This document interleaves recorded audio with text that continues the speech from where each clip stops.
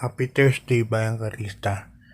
Meron tayong karera, PJCI, no? Padre Garcia. Ngayong araw ng Webes, no? Meron tayong 7 races. Puro 1,200 meters po ang distansya ng karera natin. 1 week na lang po, Pasko na. So sana makatama po tayo. Start time natin alas 5 ng hapon. Ganon din po, katulad ng MMTCI, no bearing, no effect po ang karera ngayon. At may additional 300,000 distributed sa first, second, third, and fourth yata yun. Excuse me po. Yo, kamusta yung pangaral nyo kanina? Araw ng Merkules. Yun, binigay 4,720. May mga dangalan na dihado, third choice and second choices. So, yeah, start na tayo. Race number 1. Ang race number 1 natin is a 3-year-old and above maiden race yan. Okay, at dito meron tayong 10 runners but 8 betting options lang. First case ko rito, imported nung kabayan ni Big Boss James to, alam ko. 6A, Justifiably So. Nakaraan tumakbo po ito, natalo kay Toscanes Eagle. Naiwan naman sa larga. Hindi naman actually naiwan, parang mabagal yung salida niya, no. Ito masabay lang, makorek lang ng connections ng larga nito. Tingin ko malaki po ang panalo. Nagtala pa rin siya ng 1.13 pero 4 lang dumating. Second choice ko number 10, Concrete Solution. Ito talaga lumalaban to. At may 1.13, medya rin po ito. Yan, Jim L. Segon sasakay. Third choice ko, numero 1 na rin, Hugo Blue. May 1.13 rin po yan. Kaya yan, 6-10-1. Tingin ko matibay na yan, tatlo na yan para sa unang karera. Okay, good luck bayang karera. Di pa tayo sa race number 2. Race number 2 natin, meron tayong 11 runners but 10 betting options lang. First choice ko rito, numero 4. Margo, sakay niyan ni Ponjap Tabor. Yan, no effect yan. Tingin ko naman bibigyan ng importansya yan. At dyan inensayo yan si Margo. Segundo yan nakaraan kay Captain Dete dito sa kabila, no? Malbar.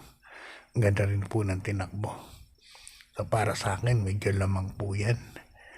Second choice ko, numero 5, Work From Home. Sakay naman ni Alvin Guse. Ito nakaraan parang nalyamado to, no?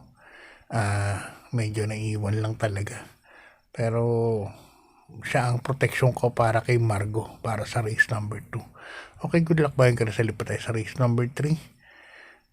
Rating base class 4, 42 to 56 points split group. At dito meron tayong 8 runners but 7 betting options lang. First choice ko, numero 4, Lucky Gem. Yan. Si Jan Alvin Gusin El Supremo na sasakay kay Senyor Patrick Uy.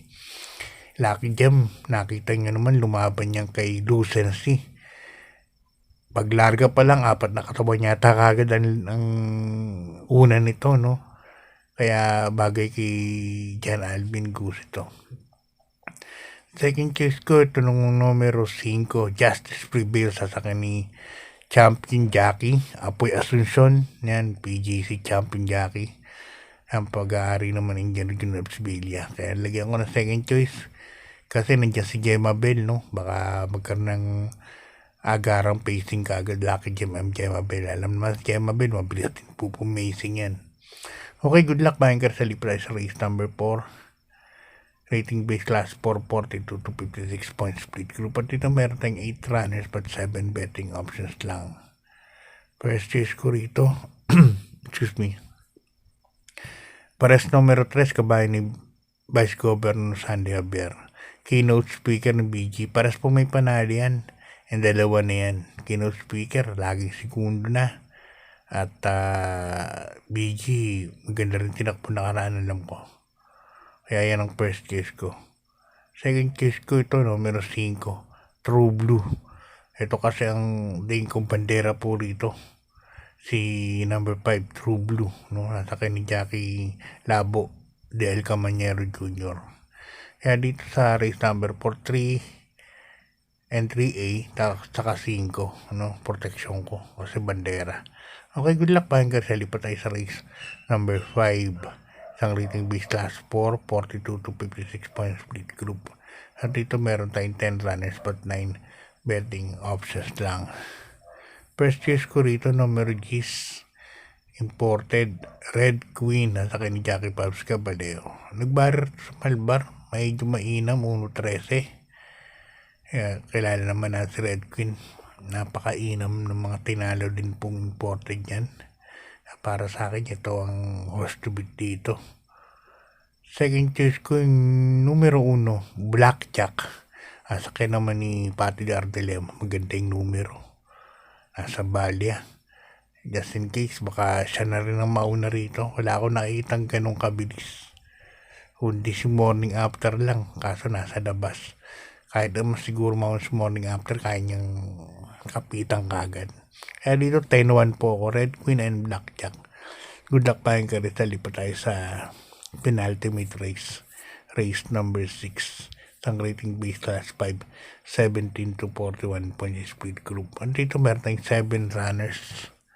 First case ko, eto, isang de bandera. Tokyo Rumba. Joel Sego nasasakay. Alam na si Tokyo Rumba, panalig ang mauna talaga. Sa tingin ko, bandera din. Bandera to. Tapos, nasa numero 1 pa. Nasa kanya na lahat. Parang si Daniel Padilla. Nasa yun na ang lahat. Pacing na lang ang kailangan ni Joel Sego. Tingin ko mananalo. Second choice ko, numero 4, Maria's Legacy. Ito ang tagal tinago. Hindi ko alam kung ano naging issue. Pero pinasakay kay Ray Marcimaso, isang apprentice. Tingin ko may panalo din. Okay, good luck pa hanggang sa lipat tayo sa ating last race number 7, isang rating base class 5, 17 to 41 point split group. At dito meron tayong 10 runners. First kiss ko numero 2, Rule the World. Yan, Pabs Caballero. Parang nagugustuhan ko rin sa Padre Garcia. Kamay niya ang rito, pista, kurbahan. Alam niya kung saan siya magbibigay, no? Katulad ng pinali nakaraan linggo, sa Catral at saka si Lightning Bolt. Alam niya kung saan bibitawan. Kaya para sa akin, ito ang first kiss, Rule the World. Segundo to ko dati kay Doña Chichay kung hindi ako nagkakamali. Second choice ko, numero 1 na rin, Marengo. Yan. Tobruk na sasakay, James Torque. Marengo naman, kahit hindi mo nakigaloping ghosting ko, may second win po itong kabayan na to. Pag di lang nakalayo si Galoping Goose ito kay Marengo, tingin ko may malaki rin po ang panalo. Kaya dito sa ating last race, 2-1 po ako. So hanggang dito lang, God bless po. Good luck. Advance Merry Christmas at maraming salamat.